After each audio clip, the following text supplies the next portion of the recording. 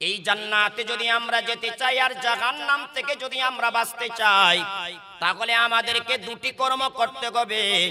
এক নম্বরে নির্ভেজাল ঈমান লাগবে, দ্বিতীয় নম্বরে নির্ভেজাল আমল লাগবে।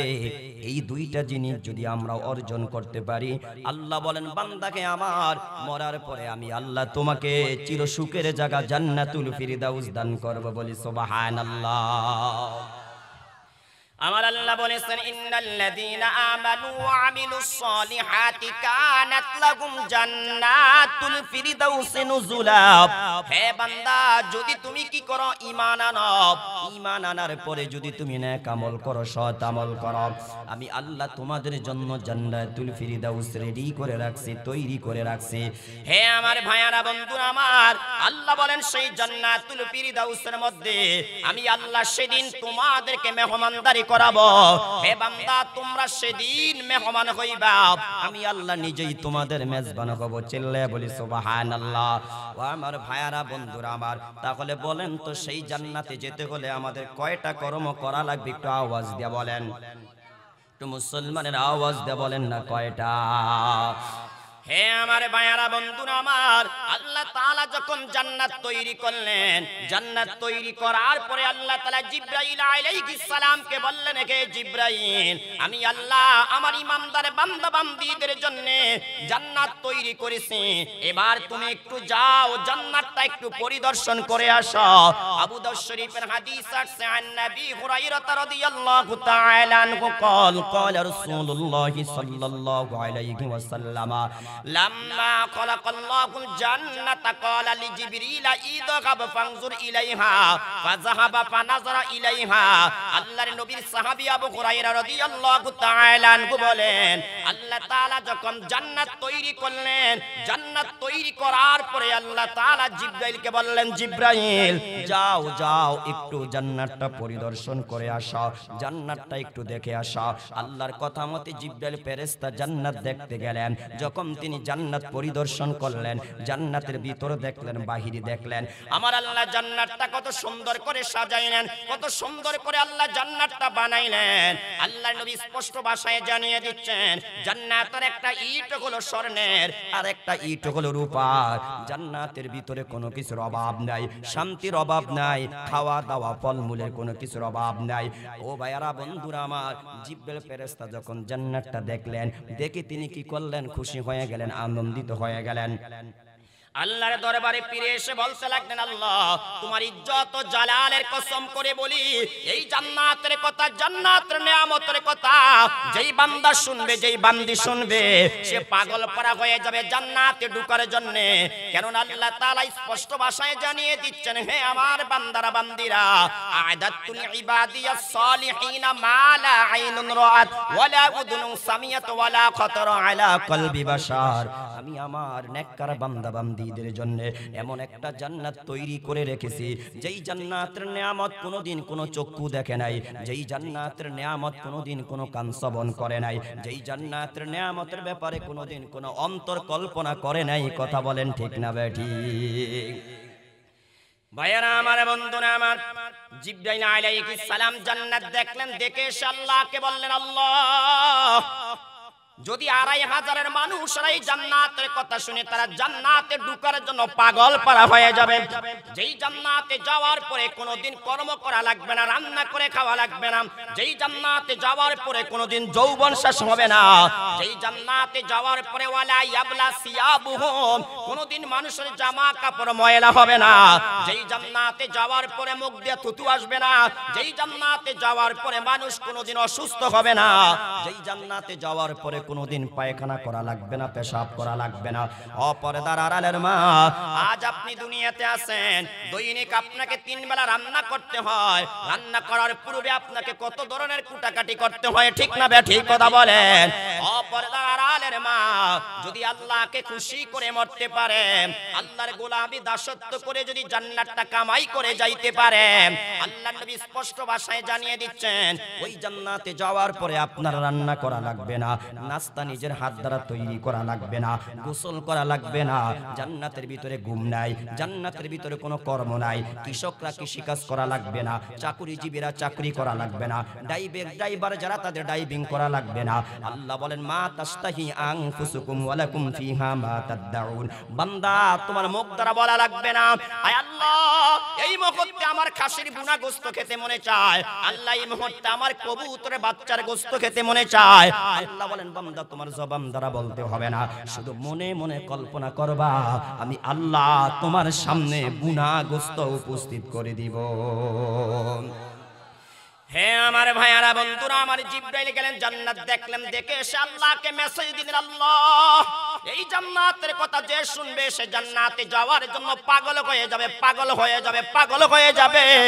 ও আমার ভাইয়ারা বন্ধুরা আমার আল্লাহ তারপরে আবার বললেন আল্লাহ তাআলার নবী বলেন সুম্মা হাফফাহা বিল মাকারিম। আমার আল্লাহ তারপরে জান্নাতের চতুর্দিক দিয়ে কষ্ট করে বস্তু দ্বারা জান্নাতটা ঢেকে দিলেন। ধরেন এটাই হলো জান্নাত। প্রথম জিবরাইল আসলেন, জান্নাতটা দেখলেন, দেখে যে আল্লাহকে বললেন আল্লাহ এই জান্নাতের কথা যে শুনবে সে জান্নাতে যাওয়ার জন্য পাগল পারা হয়ে যাবে। আল্লাহ তাআলা তারপরে জান্নাতের চতুর্দিক দিয়ে কষ্ট করে বস্তু দ্বারা জান্নাতটা ঢেকে দিলেন।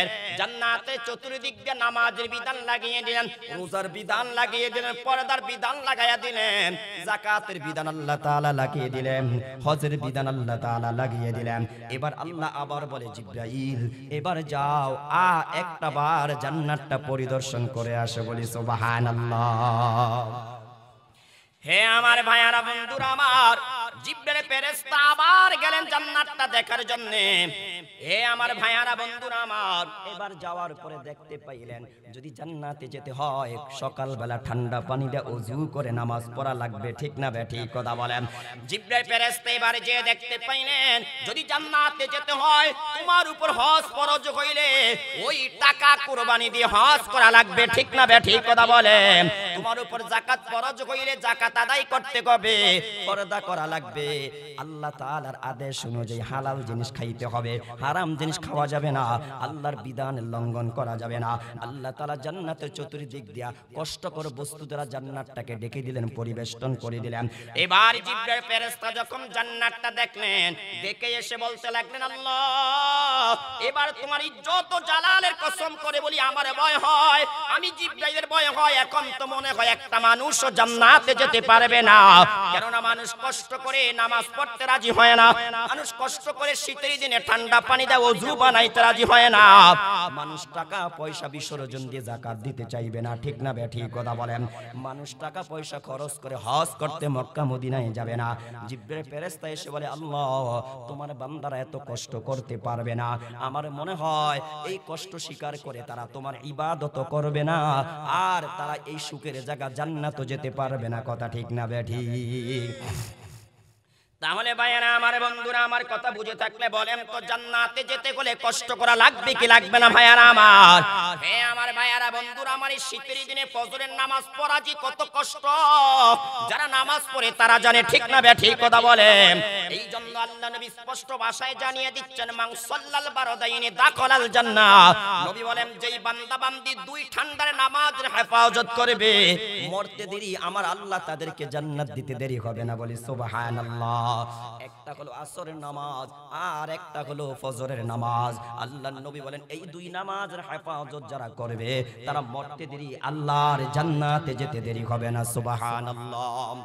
হে আমার ভাইয়ারা বন্ধুরা আমার, শুধু তাই নয়, সহিহ মুসলিমের বর্ণনা সাল্লাল্লাহু নবী বলেছেন মান শাহিদাল ইশা ফি জামাআতিন ফাকান্নামা কামা নিসফাল লাইল।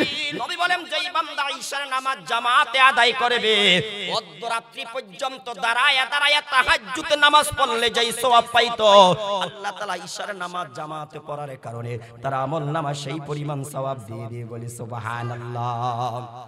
নবীজি তারপরে বলেন আবার যদি কোনো ব্যক্তি ফজরের নামাজের জামাতে শরীক হয়, আল্লাহর নবী বলেন সারা রাত দাঁড়ায়া কিয়ামুল লাইল করলে তাহাজ্জুদের নামাজ পড়লে যেই সওয়াব হইতো আমার আল্লাহ তার আমলনামা সেই পরিমাণ সওয়াব দিয়ে দিবে। চিল্লায়া বলি সুবহানাল্লাহ। হে আমার ভাইয়ারা, বন্ধুরা আমার, যুবক ভাইয়ারা, মনোযোগ দিয়ে হাদিসটা আবার বলছি শুনো।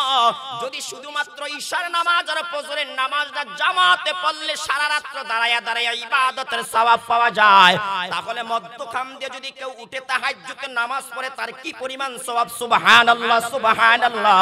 হে আমার ভাইয়ারা, বন্ধুরা আমার, আল্লাহর নবী কত সুন্দর কথা বলেছেন, আলাইকুম বিকিয়ামিল লাইল ফা ইন্নাহু দাবুস সালিহিনা ক্বাবলাকুম ওয়া ইন্না কিয়ামাল লাইলি কুরবাতুন ইলাল্লাহ ওয়া মানহাতুন আনিল ইসমি ওয়া তাকফিরুল লিসাইয়্যাত। আল্লাহর নবী বলেন, হে আমার উম্মতেরা, তোমরা তোমাদের জন্য তাহাজ্জুদের নামাজকে আবশ্যক করে নাও, কিয়ামুল লাইলটাকে তোমাদের জন্য আবশ্যক করে নাও, গভীর রাতে কুরআন তিলাওয়াত করাটাকে আবশ্যক করে নাও, গভীর রাতে কান্নাকাটি করার অভ্যাস তৈরি করো, গভীর রাতে আল্লাহর কাছে তাওবা করার অভ্যাস তৈরি করো, গভীর রাতে জিকির করার অভ্যাস তৈরি করো। নবীজি বলেন, কেন জানো? কেন জানো? তোমাদের পূর্বে যত নেককার বান্দা বান্দি দুনিয়াতে আসছে তারা সকলেই তাহাজ্জুদের নামাজ পড়ছে, ঠিক না বেঠিক কথা বলেন? নবী বলেন, তাহাজ্জুদের নামাজ পড়লে লাভ কি জানো? রাসূল এক নম্বরে বলেন কি, সুবহানাল্লাহ, সুবহানাল্লাহ, ওয়া ইন্না কিয়ামাল লাইলি কুরবাতুন ইলাল্লাহ। আল্লাহ বলেন তাহাজ্জুদের নামাজ পড়বা। নবী বলে, বান্দাকে আমার, উম্মতরে আমার, যদি তাহাজ্জুদের নামাজ পড়ো, তাহাজ্জুদের নামাজ পড়ার দ্বারা তুমি আল্লাহর নিকটে চলে যাবে, আল্লাহ তোমার নিকটে চলে আসবে, আল্লাহর প্রিয় পাত্র হয়ে যাবে, আল্লাহর মহব্বতের বান্দা হয়ে যাবে, আল্লাহর প্রিয়জন হয়ে যাবে, আল্লাহর আপনজন হয়ে যাইবা। আল্লাহর নবী দুই নম্বরে বলেন, ওয়ামানহাতুন আনিল ইসমি, যদি তাহাজ্জুদের নামাজ পড়ো, এই নামাজ তোমাকে গুনাহ থেকে বাঁচাবে। কিসের থেকে বাঁচাবে? একটু আওয়াজ দিয়ে বলেন।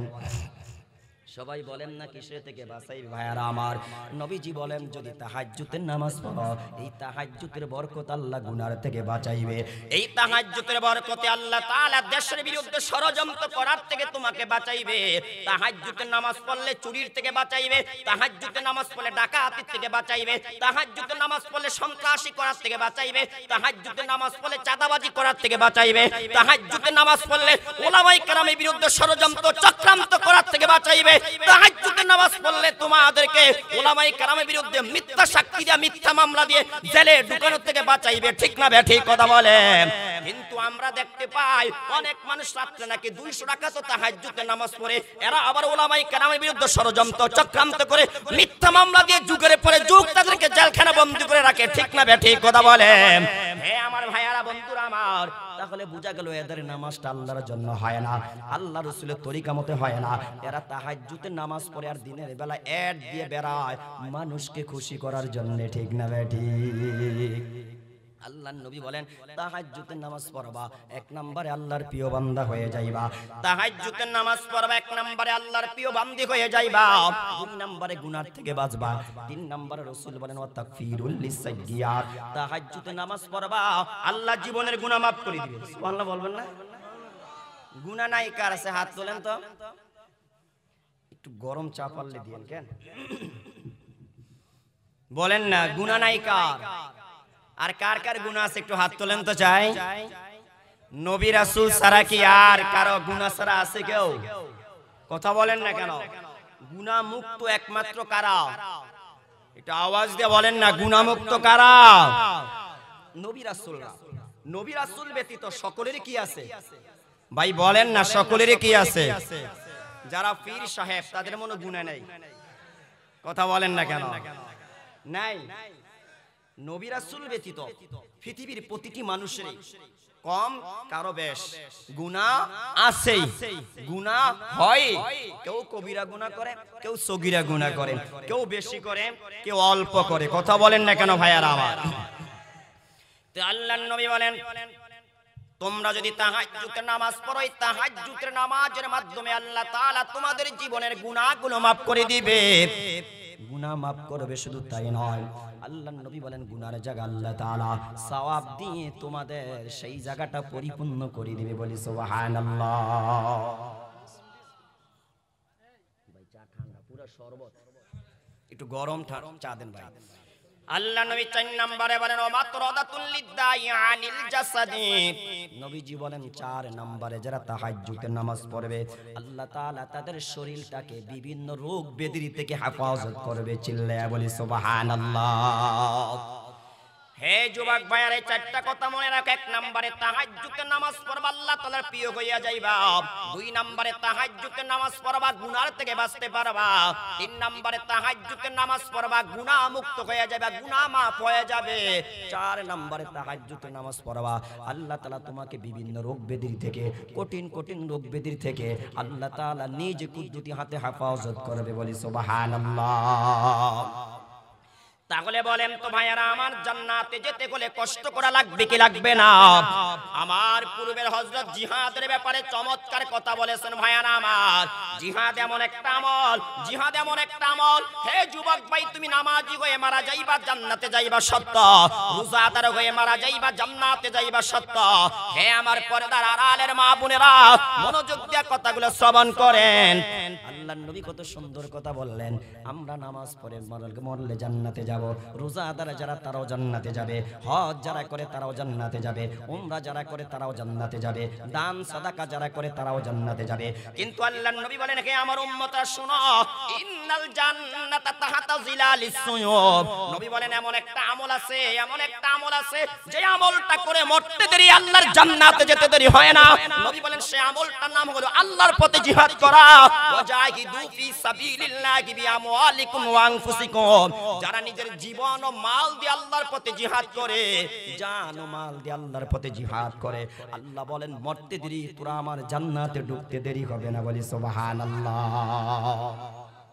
বলেন তো প্রতিটা মুসলমানের অন্তরে জিহাদের তামান্না রাখার দরকার আছে নাকি নাই? আল্লাহর নবী বলেছেন, যার অন্তরে জিহাদের তামান্না থাকবে না, জিহাদের স্পৃহা থাকবে না, ওই লোকটা মুনাফিক হয়ে মারা যাবে, মুনাফিক হয়ে মারা যাবে, মুনাফিক হয়ে মারা যাবে। হে আমার যুবক ভাইরা, এখন থেকে প্রস্তুতি গ্রহণ করো, এখন থেকে প্রস্তুতি গ্রহণ করো। ফিলিস্তিনের উপর হামলা করে বের হওয়ার রাস্তা আছে, কথা বলেন না কেন ভাইরা আমার? ওই যে বার্মার মধ্যে আমার মুসলমানদের উপর হামলা করছে, তারা নাপ নদী পের হয়ে বাংলাদেশে এসে আশ্রয় নিছে, ঠিক না বেঠিক কথা বলেন? হে আমার ভাইয়ারা বন্ধুরা আমার, আফগানিস্তানের উপর হামলা করেছে, তাদের দেশ থেকে বের হওয়ার রাস্তা আছে। কোনদিন কি কল্পনা করেছো, চিন্তা করেছো আমাদের চতুর্দিক দিয়ে কিন্তু মালাউনের দেশ, আমাদের উপরে যদি হামলা আসে, আমাদের উপরে যদি হামলা আসে, বের হওয়ার কোনো রাস্তা নাই, ঠিক না বেঠিক কথা বলেন?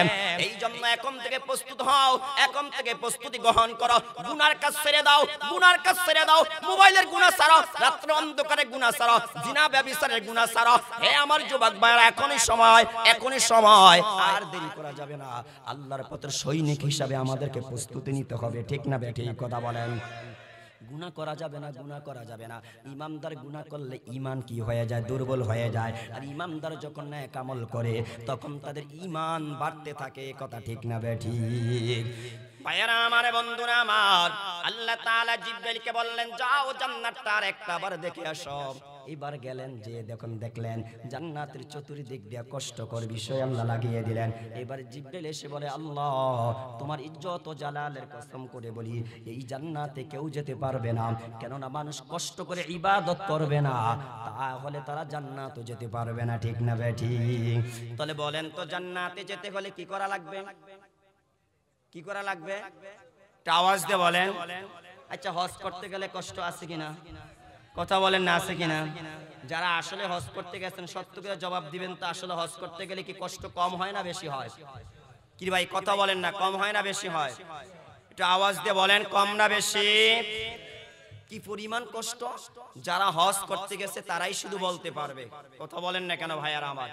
যাকাত দিতে গেলে মালের কষ্ট অন্তরে লাগে কি লাগে না? আরে কথা বলেন না কেন? কি পরিমাণ কষ্ট লাগে, যারা জীবনে যাকাত দেয় না, প্রথম দিছে তারা জানে, কথা বলেন না কেন? আল্লাহর পথে দান করতে গেলে কষ্ট লাগে কি লাগে না? কথা বলেন। যে বকিল জীবনে কোনোদিন ভালো একটা খাবার খেয়ে কলিজাটারে সান্ত্বনা দেয় না, এমন বকিল যদি জীবনে একবার ৫,০০০ টাকা দান করে, সে জানে কি পরিমাণ কষ্ট, ঠিক না ঠিক কথা বলেন? আলহামদুলিল্লাহ, আপনারা অনেক টাকা দান করেছেন। সেই 10টা থেকে শুরু করছেন দান করা, 1 ঘন্টা লাগে 11টা পর্যন্ত দান করছেন। আল্লাহ আপনাদের দান কবুল করুক, সকলে বলি আমিন। আপনারা অনেক বড় দানবীর, আলহামদুলিল্লাহ, আপনাদের কলিজা অনেক বড়, আল্লাহ আরো বড় বানিয়ে দেখ, সকলে বলি আমিন। তো ভাইয়ারা আমার, বলেন ইবাদত করতে গেলে কষ্ট লাগে কি লাগে না? সবাই একটু আওয়াজ দিয়ে বলেন আমার সাথে, কষ্ট লাগে কি না? নবী বলেন জান্নাতে যেতে হলে কি করা লাগবে? সবাই বলেন না কি করা লাগবে? যুবক ভাই একটু আওয়াজ দিয়ে বলো কি করা লাগবে? নামাজ পড়তে গেলে কষ্ট লাগে, রোজা রাখতে গেলে কষ্ট লাগে, হজ করতে গেলে কষ্ট লাগে, উমরা করতে গেলে কষ্ট লাগে। কথা বলেন না কেন? গুনাহ ছাড়তে গেলেও কষ্ট লাগে কি লাগে না? বলেন না লাগে কি লাগে না?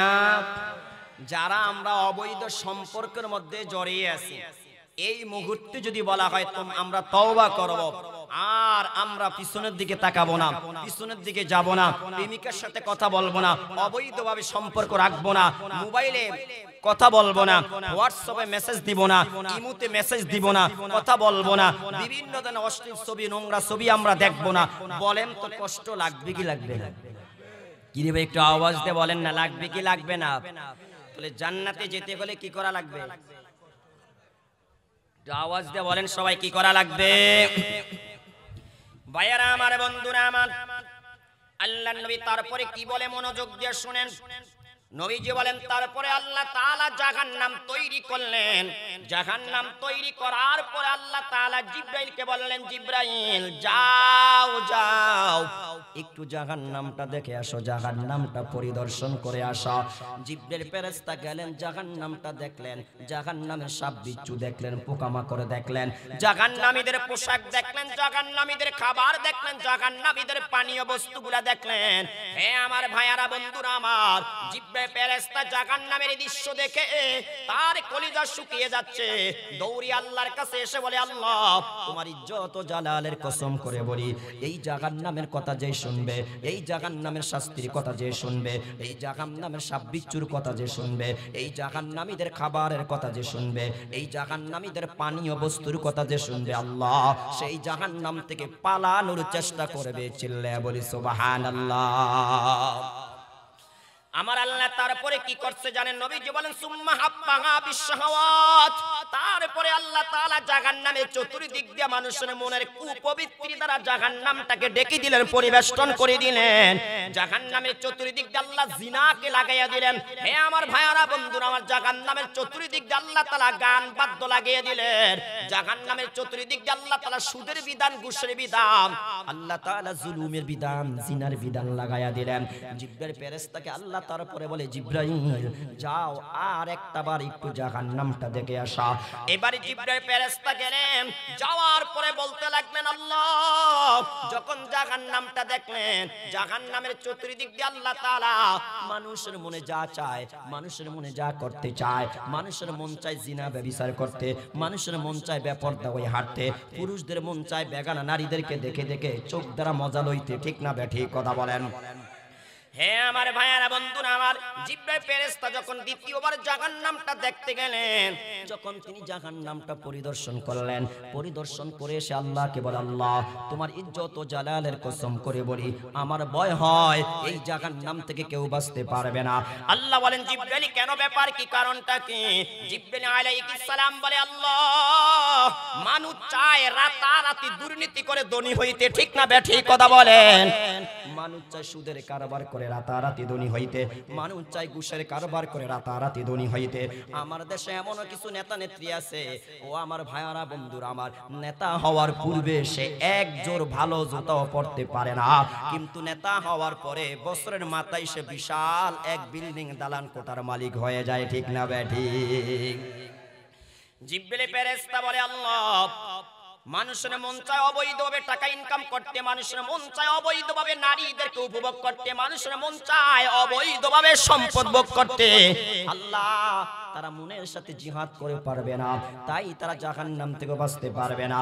আল্লাহর নবী স্পষ্ট ভাষায় জানিয়ে দিলেন, জিবরাইল ফেরেশতা এসে আল্লাহকে মেসেজ দিলেন, সংবাদ দিলেন, আল্লাহ তোমার বান্দারা গুনাহ থেকে বাঁচতে পারবে না, আর তারা জাহান্নাম থেকে বাঁচতে পারবে না। ঠিক না বেঠিক কথা বলেন? ভাইয়ারা আমার, বন্ধুরা আমার, এই হাদিস দ্বারা একটা বিষয় স্পষ্ট হয়ে গেল, জান্নাতে যেতে হলে কষ্ট করে আল্লাহর ইবাদত করা লাগবে, জান্নাতে যেতে হলে কষ্ট করে সাধনা করা লাগবে, জিকিরের সাধনা করতে হবে, নামাজের সাধনা করতে হবে, সিয়াম সাধনা করতে হবে, হজ সাধনা করতে হবে, উমরা সাধনা করতে হবে, যাকাতের সাধনা করতে হবে, আল্লাহর পথে দানের সাধনা করতে হবে। ঠিক না বেঠিক কথা বলেন? জান্নাতে যেতে হলে কি করা লাগবে? একটু আওয়াজ দিয়ে বলেন। কষ্ট করা লাগবে। কি করা লাগবে বলেন না ভাইয়ারা আমার? আর যদি জাহান্নাম থেকে বাঁচতে চাই তাহলে আমাদের সকলকেই মনের বিরুদ্ধে জিহাদ করা লাগবে কি লাগবে না? স্পষ্ট কথা যুবক ভাইয়ারা আমার, জান্নাতে যেতে গেলে কষ্ট করে আল্লাহর বিধানগুলো পালন করা লাগবে। আল্লাহ তাআলা যা আদেশ করেছেন তা মেনে চলতে হবে। যতই কষ্ট হয়, যতই কষ্ট হয়, যতই কষ্ট হয়, কিন্তু আল্লাহর নাফরমানি করা যাবে না।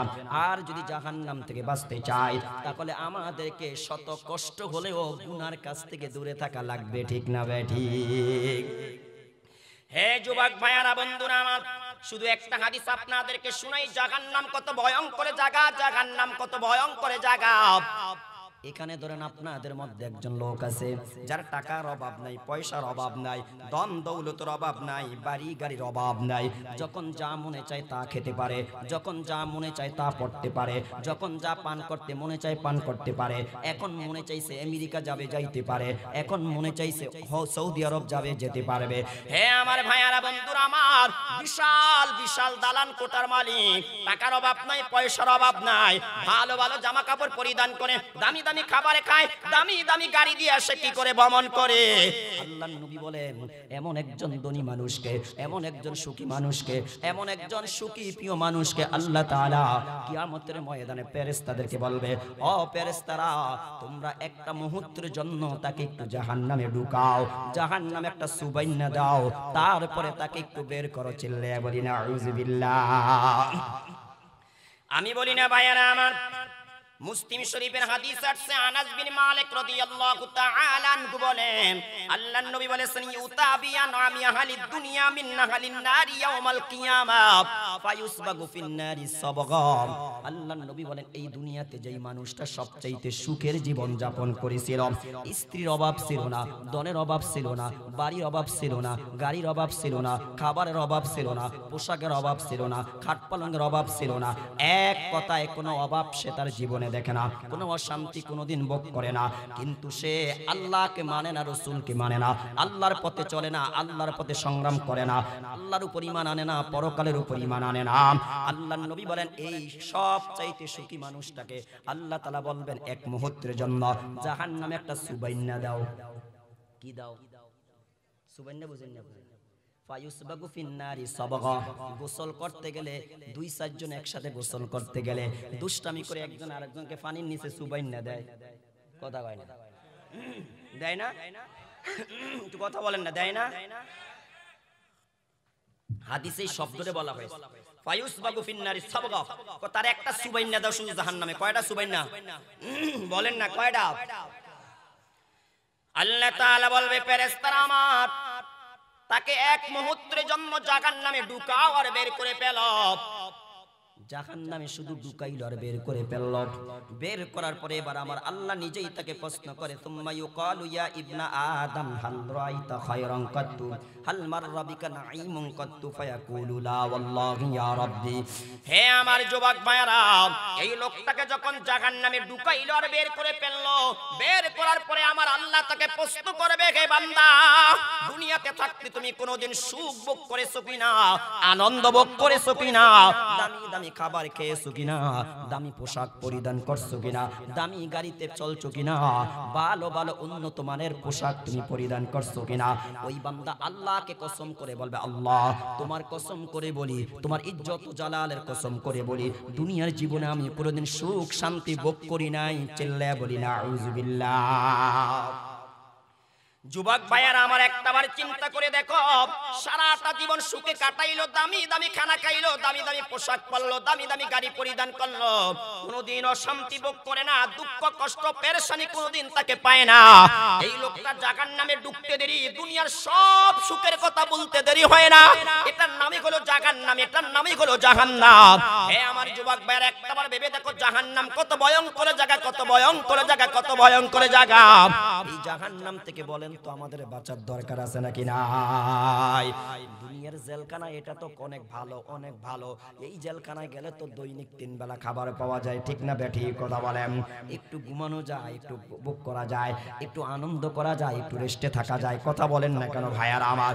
কিন্তু পরকালে আল্লাহ তাআলা এমন একটা জাহান্নাম রাখছে, এমন একটা জাহান্নাম রাখছে, এমন একটা জাহান্নাম রাখছে, যেই জাহান্নামে যাওয়ার পরে কোনো ঘুম যাওয়ার ব্যবস্থা নাই, যেই জাহান্নামে যাওয়ার পরে কোনো দামি দামি খাবারের ব্যবস্থা নাই, যেই জাহান্নামে যাওয়ার পরে কোনোদিন সুখ পাওয়া যাবে না, যেই জাহান্নামে যাওয়ার পরে কোনোদিন আনন্দ পাওয়া যাবে না, ওই জাহান্নামের ভিতরে শুধু কষ্ট আর কষ্ট, অশান্তি আর অশান্তি, শাস্তি আর শাস্তি, শান্তি বলতে কিছুই নাই, কথা ঠিক না বেঠি? হে আমার ভাইয়ারা বন্ধুরা আমার, তাহলে বলেন তো দুনিয়ার জেলখানা ভালো না পরকালেরটা ভালো? কোনটা বলেন না, কোনটা? হ্যাঁ,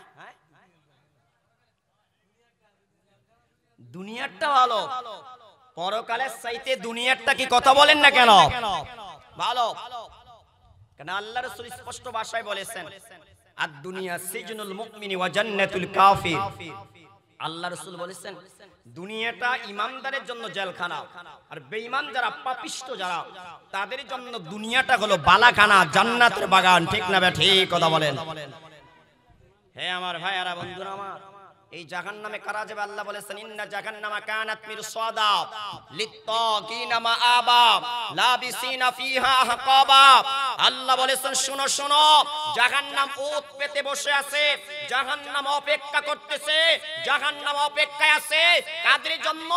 আল্লাহ তাআলা স্পষ্ট বলেছেন লিত্তাগিনা মাআবা, যারা আল্লাহর অবাধ্য, যারা আল্লাহর বিরুদ্ধে কথা বলে, রাসূলের বিরুদ্ধে কথা বলে, কোরআনের বিরুদ্ধে কথা বলে, ইসলামের বিরুদ্ধে কথা বলে, উলামায়ে কেরামের বিরুদ্ধে কথা বলে, মসজিদ মাদ্রাসার বিরুদ্ধে কথা বলে, হজের বিরুদ্ধে কথা বলে, ট্রান্সজেন্ডারের নামে আমার আপনার সন্তানদেরকে সমকামিতা বানাইতে চায়। আল্লাহ বলেন এদের জন্যই আমি আল্লাহ জাহান্নামটা রেডি করে রেখেছি, ঠিক না বে ঠিক কথা বলেন?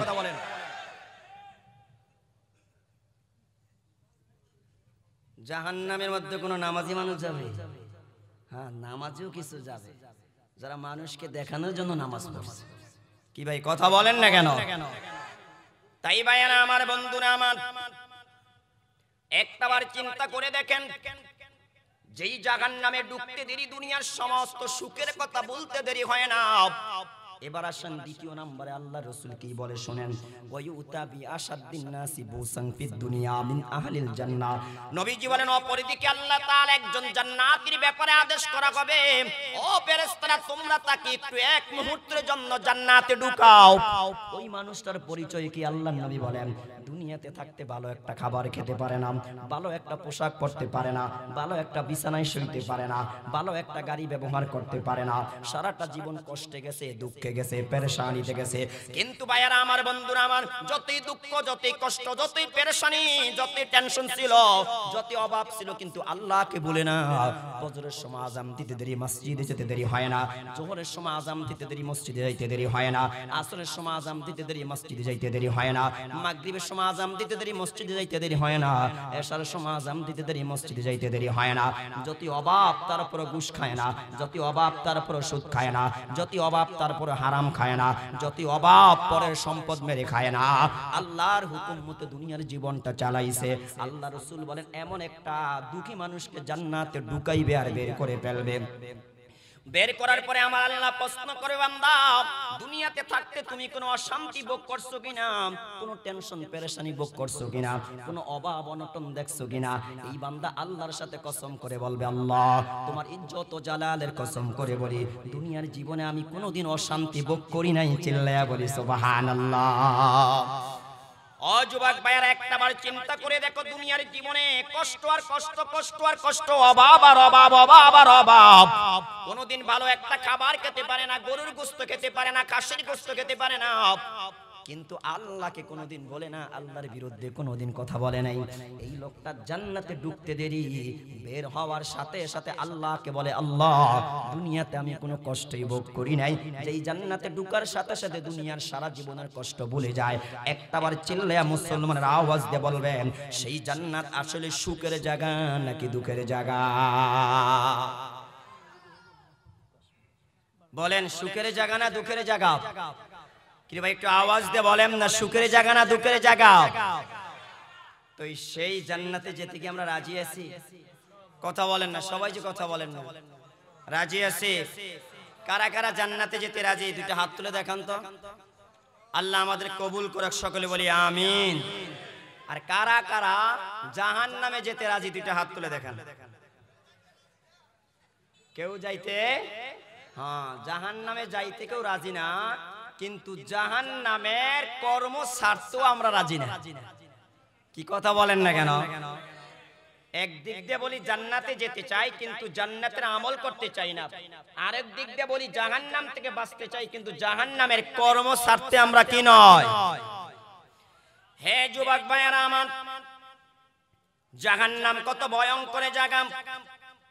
আনাস বিন মালিক রাদিয়াল্লাহু তাআলা আনহু বলেন, আল্লাহর নবী একদিন সাহাবায়ে কেরামের সামনে বক্তব্য দিতে লাগলেন, ওয়াজ করতে লাগলেন, নসিহত করতে লাগলেন। আল্লাহর নবী বললেন, ইয়া আইয়ুহান নাস আবুকু, ও আমার উম্মতরা শোনো শোনো, তোমরা আল্লাহর ভয়ে বেশি বেশি করে কান্না করো। আল্লাহর ভয়ে তোমরা বেশি বেশি করে কান্না করো। রাসূল বলেছেন, মান বাকা মিন খাশিয়াতিল্লাহি হারামাল্লাহু আলাইহিন নার, যেই বান্দা বান্দি আল্লাহর ভয়ে কাঁদে, আযাবের ভয়ে কাঁদে, গজবের ভয়ে কাঁদে, জাহান্নামের ভয়ে কাঁদে, কবরের আযাবের ভয়ে যেই বান্দা বান্দি কাঁদে, আল্লাহ রাসূল বলেন আল্লাহ তাআলা তার জন্য জাহান্নামের আগুন হারাম করে দিবে। চিল্লায়ে বলি সুবহানাল্লাহ। তাই নবীজি সাহাবায়ে কেরামদেরকে বললেন, আবুকু, তোমরা আল্লাহ তাআলার ভয়ে কান্নাকাটি করো, জাহান্নামের ভয়ে বেশি বেশি করে কান্না করো। নবীজি বলেন, ফা ইল্লাম তাস্তাতিউ ফালা, আল্লাহর নবী বলেন যদি কান্না নাও আসে, রাসূল বলেন তারপরও কান্নার বান করো। বুঝেন না মনে হয় কথা? কান্না যদি নাও আসে, কান্নার কি করো? সবাই বলেন না কি করো? নবীজি বললেন যদি কান্না নাও আসে তারপর তোমরা কি করো? কান্না করো। আল্লাহর নবী বলেন কেন জানো? ফা ইন্না খালান নারি ইয়াবকুনা ফিন্নার, নবী বলেন জাহান্নামীরা যখন জাহান্নামে যাবে, ওই জাহান্নামে যাওয়ার পরে সাপের কামড় খেয়ে, সাপ বিচ্ছুর কামড় খেয়ে জাহান্নামের আগুনে জ্বলতে জ্বলতে তারা এমন কান্না কাঁদবে, এমন ভাবে তারা কান্না করবে, আল্লাহ রাসূল বলেন তাদের চোখ থেকে পানি বের হয়ে তাদের মুখ দিয়া পানিগুলা গড়ায়া গড়ায়া পড়বে। রাসূল বলেন এমন ভাবে পানি পড়া শুরু হবে, আল্লাহ রাসূল বলেন পানি পড়তে পড়তে কান্নাহা জাদা হইল, ওই বিশাল একটা কূপ হয়ে যাবে, বিশাল একটা কূপ হয়ে যাবে, বিশাল একটা পুকুর হয়ে যাবে। আল্লাহ রাসূল বলেন কাঁদতে কাঁদতে তাদের চোখের ভিতর আর পানি নাই, পানি নাই। রাসূল বলেন এমন অবস্থায় তাদের চোখ দিয়ে কি হবে? রক্ত বের হবে। আল্লাহ রাসূল বলেন এবারে তাদের চোখের ভিতরে রক্ত নাই। রাসূল বলেন কাঁদতে কাঁদতে পানিও শেষ। রাসূল বলেন কাঁদতে কাঁদতে রক্ত শেষ হয়ে গেল, তাদের চোখের ভিতরে নালা হয়ে যাবে, নালা হয়ে যাবে, এই গালের মধ্যে নালা হয়ে যাবে, চোখের মধ্যে নালা হয়ে যাবে, কাঁদতে কাঁদতে চোখ এত ক্ষত হয়ে যাবে ভাইয়ারা আমার, চোখে কোনো গোস্ত থাকবে না, মুখের মধ্যে গোস্ত থাকবে না, এই চোখের মধ্যে মুখের মধ্যে নালা হয়ে যাবে। রাসূল বলেন এমন পানি তাদের চোখ থেকে বের হবে, এত রক্ত তাদের চোখ থেকে বের হবে। রাসূল বলেন ওই চোখের থেকে পানি আর রক্ত বের হয়ে নবীজি বলেন এমন একটা কূপ হয়ে যাবে, ওই কূপের মধ্যে যদি কেউ নৌকা চালাইতে চায়, নৌকা চালানো সম্ভব হবে। চিল্লায়া বলি নাউযুবিল্লাহ। ও যুবক ভাইয়ারা আমার, একটাবার বলো তো সেদিন জাহান্নামে এই কাদা কেঁদে কোনো লাভ হবে ভাইয়ারা আমার? না না, এই জন্যই দুনিয়াতে থাকতে কাঁদো। হে যুবক ভাইয়ারা, এখন বয়স আমার 30 চলতেছে, গুনাহ করে কাটাইলাম, জিনা করে কাটাইলাম, পরকিয়া করে কাটাইলাম, সন্ত্রাসী করে কাটাইলাম, অন্যায় করে কাটাইলাম, এখনো সময় আছে আল্লাহর পথে ফিরে আসি। আল্লাহ বলেন তুবু ইলাল্লাহ, হে আমার বান্দারা বান্দিরা, গুনাহ করেছো সমস্যা নেই, আমার দিকে ফিরে আসো, আমার দিকে ফিরে আসো। অন্যায় করেছো, গুনাহ করেছো, চেয়ারম্যান সমাধান দিতে পারবে না, মেম্বার সমাধান দিতে পারবে না, এমপি মন্ত্রী কেউ সমাধান দিতে পারবে না। আল্লাহ বলেন গুনাহ করেছো আমার কাছে ফিরে আসো, নৈরাশ হয়ো না, লা তাকুনা তুমির রাহমাতিল্লাহ। আল্লাহ বলেন যতই গুনাহ করেছো আমার রহমত থেকে নৈরাশ হয়ো না, আমার রহমত থেকে নৈরাশ হয়ো না।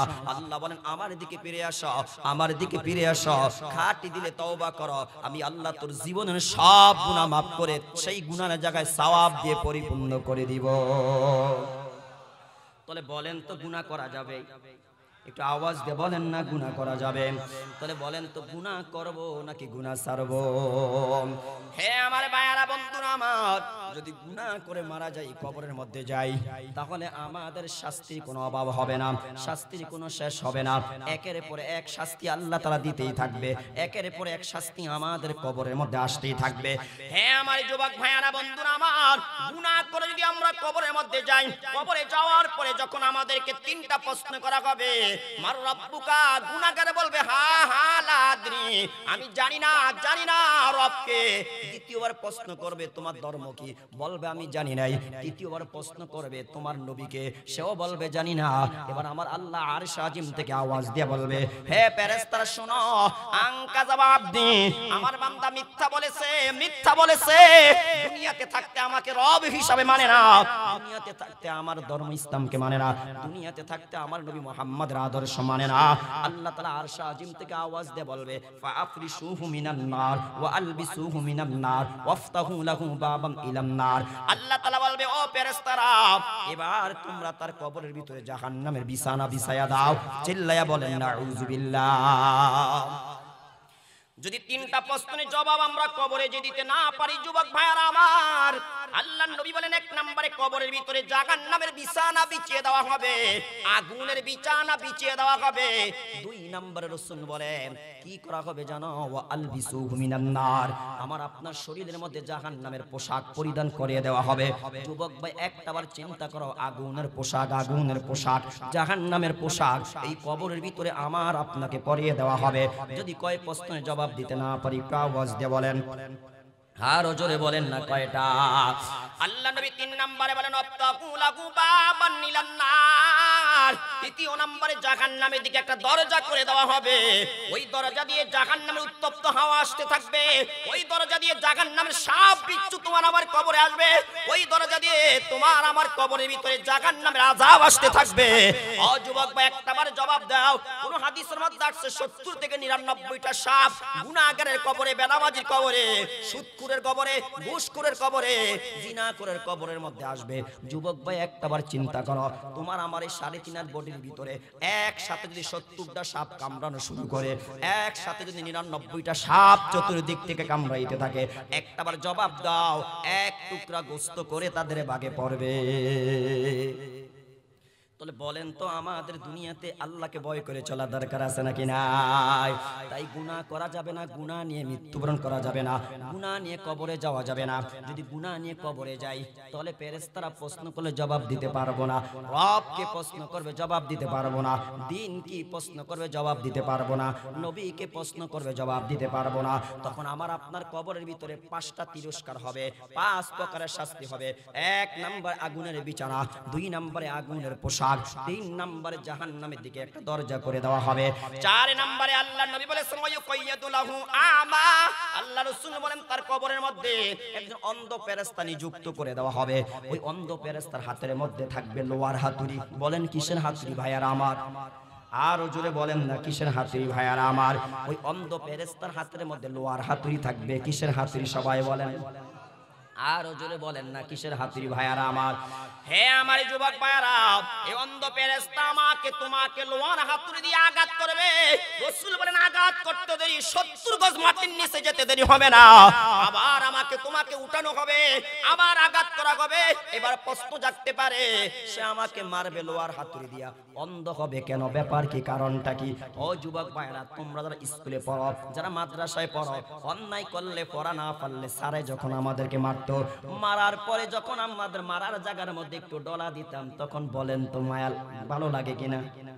একটু ভালো লাগে কিনা? কথা কন না কেন? আবার যখন শিক্ষক শিক্ষিকা ছাত্রকে অন্যায়ের কারণে মারে, মারার পরে যখন সে কাঁদে অথবা কি করে শিক্ষকের কাছে হাত কি করে ক্ষমা করে, এমনি ইয়া করে যখন ক্ষমা চায়, তখন শিক্ষক শিক্ষিকার মনে মায়া লেগে যায়। ঠিক না বেঠি? কথা বলেন।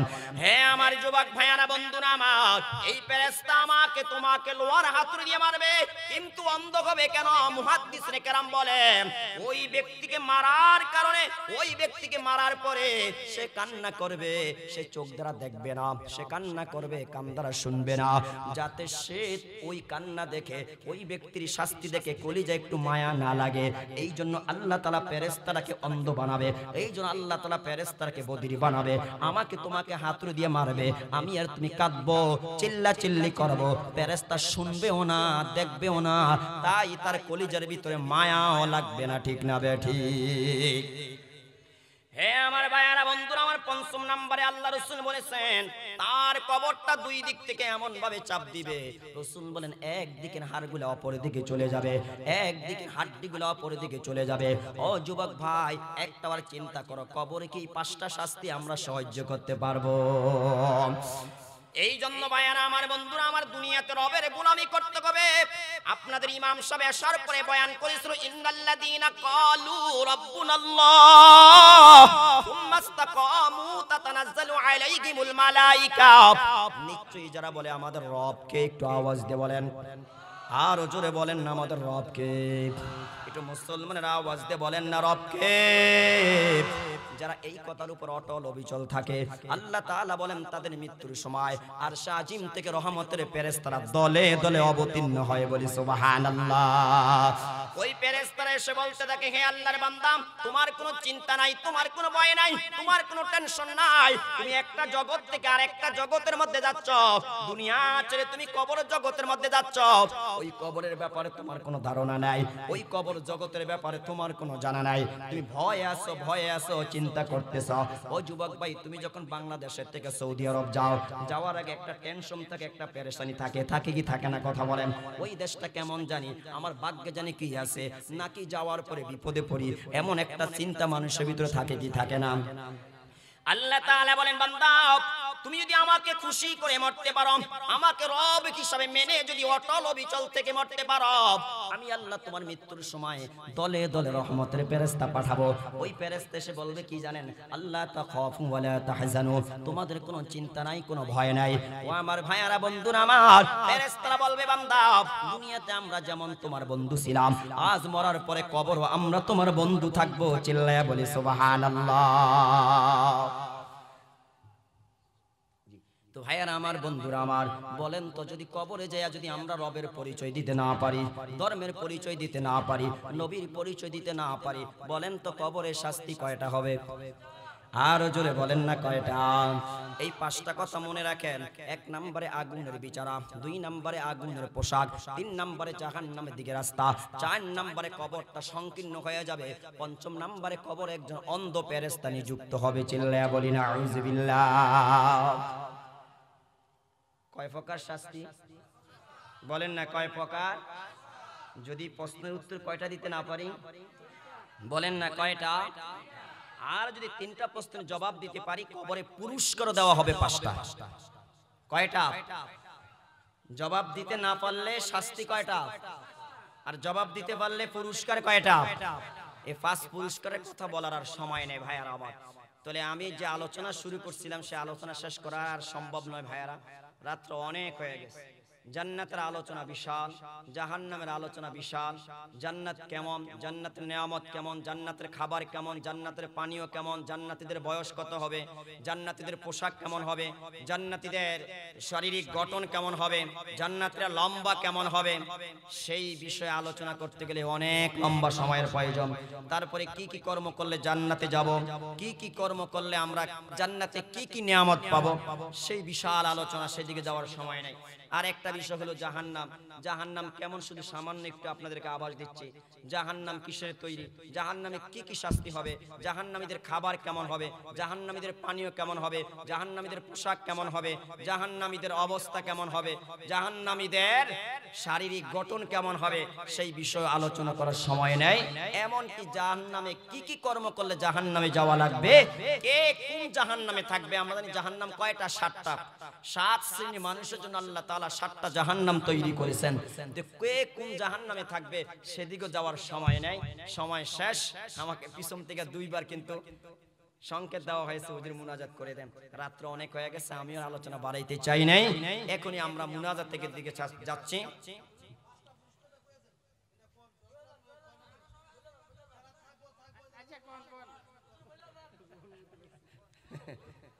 বলতাম মানবেন তো ইনশাআল্লাহ, মানবেন তো, মানবেন?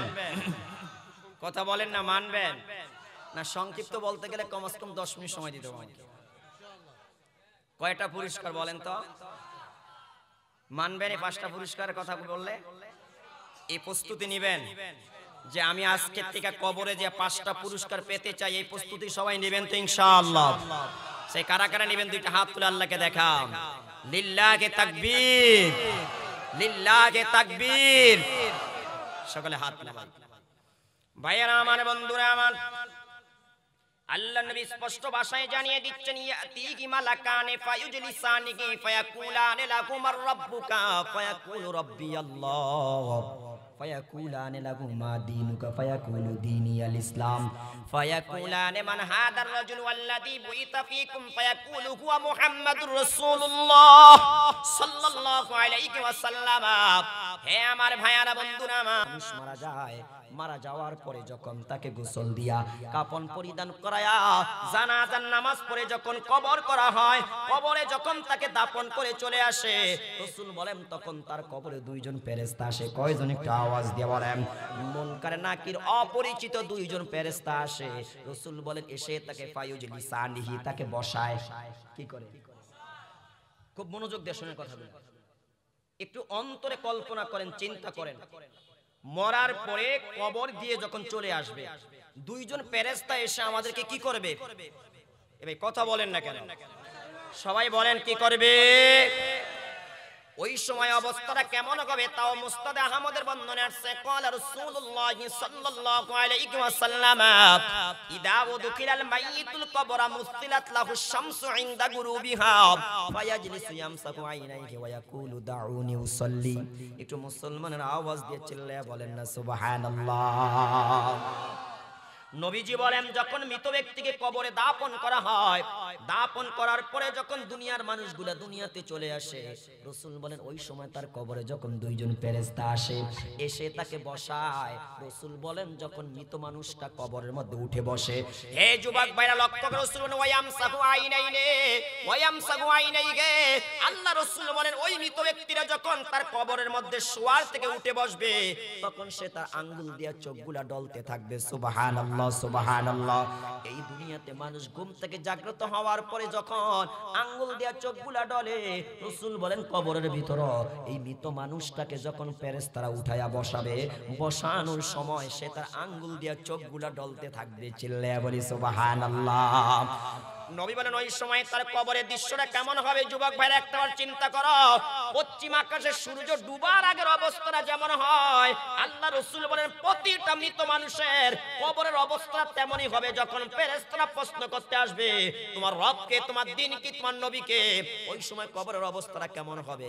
আল্লাহ রাসূল বলেন পশ্চিম আকাশে সূর্য ডুবার আগের অবস্থাটা যেমন হয়, সূর্য ডুবার আগের অবস্থাটা যেমন হয়, এই মুহূর্তে যদি কাউকে আপনারা মাটি দেন, রাসূল বলেন এই সময় তার কবরের অবস্থা হবে পশ্চিম আকাশে সূর্য ডুবার আগের অবস্থাটা। দিনের 10টা বাজে কবর দিলে এমন হবে, দিনের 1টা বাজে কবর দিলে মাঠ এমন হবে, সকালবেলা কবর দিলে এমন হবে। কথাটা বুঝে আসছে কিনা ভাইয়ারা আমার? পশ্চিম আকাশে সূর্য ডুবার আগের অবস্থা যেমন থাকে, প্রতিটা মানুষের কবরের ভিতরে মুনকার নাকিরের প্রশ্নের সময় তার কবরের অবস্থাটা এমন থাকবে।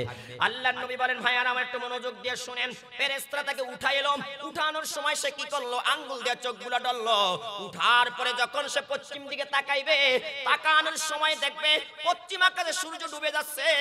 ওই লোকটা যদি নামাজি হয়, দিনদার হয়, মুত্তাকি হয়, আল্লাহওয়ালা হয়, ইমানদার হয়, সে বলবে ওয়ায়াকুলু দাউনি উসাল্লি। হে ফেরেশতারা তোমরা কারা, আমাকে ছেড়ে দাও। ওই যে পশ্চিম আকাশে সূর্য ডুবে যায়, আমি আগে নামাজ পড়ে নি। আল্লাহু আকবার। কবরের মধ্যে যায় বলবো আমি নামাজ পড়বো, কবরে যায় বলবো আমি নামাজ পড়বো, কবরে যায় বলবো আমি নামাজ পড়বো। যুবক ভাই একটাবার জবাব দাও। ফেরেশতারা আসছে প্রশ্ন করার জন্য, কিন্তু সে বলে প্রশ্ন হইল পরে, আগে সূর্য ডুবে যায়, আমাকে নামাজ পড়ার সময় দাও। সুবহানাল্লাহ, সুবহানাল্লাহ। ও যুবক ভাই একটাবার জবাব দাও। যেই বান্দা বান্দি কবরে যে ফেরেশতাদেরকে বলবে ওয়ায়াকুলু দাউনি, তোমরা আমাকে ছেড়ে দাও, আমাকে ছেড়ে দাও, উসাল্লি, আমি নামাজ পড়বো। সূর্য ডুবার আগে কোন নামাজ পড়েন? একটু আওয়াজ দিয়ে বলেন না কোন নামাজ? ওই বান্দা কবরের মধ্যে যাওয়ার পর যখন উঠাইবে বসাইবে, বান্দা দেখবে যে সূর্য ডুবে যাচ্ছে, আর আমি আগে নামাজ পড়ে নেই। পরে হইলো কথা, আগে নামাজ পরে হইলো কাজ, ঠিক না বেঠি কথা বলেন?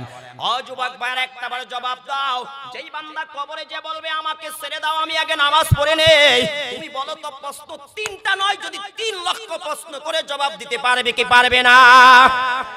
এই যুবক ভাইরা যারা দুনিয়াতে নামাজ পড়ে না, মসজিদের সাথে সম্পর্ক নেই, এরা কি কবরে যে বলবে আমাকে ছেড়ে দাও আমি নামাজ পড়বো? চিন্তা করছেন একটাবার? কবরে যে কয় কি করব? কথা শেষের দিকে এবার ফেরেশতা প্রশ্ন করে তোমার রব কে? কয় আল্লাহ। ধর্ম কি? কয় ইসলাম। এরপর 3 নম্বরে প্রশ্ন করবে তার কবর থেকে রাসূলের রওজা পর্যন্ত একটা নূরের রাস্তা হবে। সুবহানাল্লাহ সুবহানাল্লাহ সুবহানাল্লাহ। কিসের রাস্তা বলেন? আমার নবীর রওজা থেকে রাসূলের চেহারাটা তার সামনে তুলে ধরা হবে, আর রাসূলের দিকে ইঙ্গিত করে বলা হবে মান হাদার রাজুল ওয়াল্লাযী বুইসা ফীকুম, এই লোকটাকে কি তুমি চিনো যাকে তোমাদের নিকটে প্রেরণ করা হয়েছিল? রাসূল বলেন যদি দুনিয়াতে থাকতে রাসূলের আদর্শ মেনে থাকে, জবাব দিবে হুয়া মুহাম্মাদুর রাসূলুল্লাহ সাল্লাল্লাহু আলাইহি ওয়াসাল্লাম। এটা আর কেউ নয়, আমাদের কলিজার টুকরা নবী মুহাম্মদুর রাসূলুল্লাহ সাল্লাল্লাহু আলাইহি ওয়াসাল্লাম। এই 3টা প্রশ্নের জবাব দেওয়ার পরে ফেরেশতা আবার প্রশ্ন করবে তুমি কিভাবে জানতে পারলা তোমার রব আল্লাহ? তুমি কিভাবে জানতে পারলা তোমার ধর্ম ইসলাম? কিভাবে জানতে পারলা তোমার নবী মুহাম্মদ? তখন সে বলবে করাতু কিতাব আল্লাহ, আমি আল্লাহর কিতাব পড়েছি তাই আমি জানতে পেরেছি। এবার আমার আল্লাহর শাজিমতে কি কইবে মনোযোগ দিয়ে শুনেন যুবক ভাইরা। কে কইব? আল্লাহু আকবার। নবীজি বলেন আল্লাহ তাআলা আরশ আজিম থেকে ফায়ুনাদি মুনাদিম মিনাস সামা, ফায়ুনাদি মুনাদিম মিনাস সামা, আসমান ওয়ালা আসমান থেকে আওয়াজ দিয়ে বলবে সুবহানাল্লাহ সুবহানাল্লাহ। জোরে বলেন না সুবহানাল্লাহ। আল্লাহ তাআলা বলবে হে আমার ফেরেশতারা সাদাকা আব্দি, আমার বান্দা সত্য বলেছে তার রব আল্লাহ। সুবহানাল্লাহ বলবেন না? তার ধর্ম হলো ইসলাম, তার নবী হলো মুহাম্মদ। আল্লাহ তাআলা বলবে আমার বান্দা সত্য বলেছে, আমি সার্টিফিকেট দিচ্ছি, আমি আল্লাহ সাক্ষ্য দিচ্ছি সে সত্য বলেছে। সুবহানাল্লাহ সুবহানাল্লাহ। এবার আল্লাহ কি বলে শুনেন শুনেন, হে ফেরেশতারা পাপরি সুখ মিনাল জান্নাহ ওয়া আলবি সুখ মিনাল জান্নাহ ওয়াবতাগু লাহু বাবান ইলাল জান্নাহ। আল্লাহু আকবার। আল্লাহ তাআলা বলবে ফেরেশতারা আমার বান্দার কবরের ভিতরে জান্নাতের বিছানা বিছায়া দাও। আমার বান্দা দুনিয়াতে থাকতে আরামের বিছানা হারাম করে, আরামের ঘুমকে হারাম করে, সুন্দর বিবিকে ত্যাগ করে, গভীর রাত্রে উঠে ঠান্ডা পানি দাও ওযু করে তাহাজ্জুদ নামাজ পড়ছে, ঠিক না বে ঠিক কথা বলেন? আমার বান্দাকে মাটির মধ্যে শোয়ায় রাখা যাবে না, আমার বান্দার কবরের মধ্যে জান্নাতের খাট পালঙ্কের ব্যবস্থা করে দাও। সুবহানাল্লাহ সুবহানাল্লাহ। জান্নাতের বিছানার ব্যবস্থা করে দাও, জান্নাতের কম্বলের ব্যবস্থা করে দাও। অপরদার আড়ালের মা, এই দুনিয়াতে থাকতে শীত থেকে বাঁচার জন্য কত দামি দামি পোশাক ব্যবহার করো, কত দামি দামি খাট পালঙ্ক, কত দামি দামি কম্বল, ঠিক না বে ঠিক কথা বলেন? কত দামি দামি জাজিম ব্যবহার করো। একটাবার কি কোনোদিন চিন্তা করেছি, একটাবার শোয়ার আগে কোনোদিন চিন্তা করেছি, কোনোদিন ঘুমানোর আগে কি চিন্তা করেছি কবরে যাওয়ার পরে এমন বিছানা আমার জন্য থাকবে কিনা, ঠিক না বে ঠিক? আল্লাহ তাআলা বলবে হে আমার ফেরেশতারা আমার বান্দার জন্য কবরের ভিতরে জান্নাতের বিছানার ব্যবস্থা করে দাও, জান্নাতের খাট পালঙ্কের ব্যবস্থা করে দাও। 2 নম্বরে আল্লাহ বলবেন ওয়াল বিসুহু মিনাল জান্নাহ, আমার বান্দা মরার পরে আমার বান্দাকে তারা মার্কিনের কম দামি 3টা কাপড় দিয়ে কি করছে দাফন করেছে, এই কাপড়গুলো খুলে তাকে জান্নাতের কাপড় পরাইয়া দাও। সুবহানাল্লাহ সুবহানাল্লাহ। ওয়া আলবিসুহু মিনাল জান্নাহ, ওয়া আলবিসুহু মিনাল জান্নাহ, আমার বান্দাকে তোমরা জান্নাতের কাপড় পরাইয়া দাও। কয় নাম্বার বলেন? কয় নম্বর? আরো জোরে। 3 নম্বরে আল্লাহ বলবে ওয়াবতাগু লাহু বাবান ইলাল জান্নাহ, আমার বান্দার জন্য জান্নাতের দিকে একটা দরজা করে দাও। সুবহানাল্লাহ সুবহানাল্লাহ। ওই দরজা দিয়ে জান্নাতের মৃদু হাওয়া আসবে, জান্নাতের সুগন্ধি আসবে, জান্নাত থেকে মেশক আম্বরের ঘ্রাণ আসবে, জান্নাত থেকে নিয়ামত আসবে, জান্নাত থেকে হুর ও গেলমান আসবে, জান্নাত থেকে বিভিন্ন আইটেমের নিয়ামত আসবে, আর বান্দা সেই নিয়ামত ভোগ করবে। 4 নম্বরে আল্লাহর নবী বলেন তার কবরটা তার দৃষ্টিসীমা পর্যন্ত প্রশস্ত করে দেওয়া হবে। এই যে আমি বসে আছি সামনের দিকে করে, সামনে সামনে কোনো গাছ নাই, কোনো পালা নাই, কোনো দেওয়াল নাই, কোনো বেড়া নাই, কোনো কিচ্ছু নাই।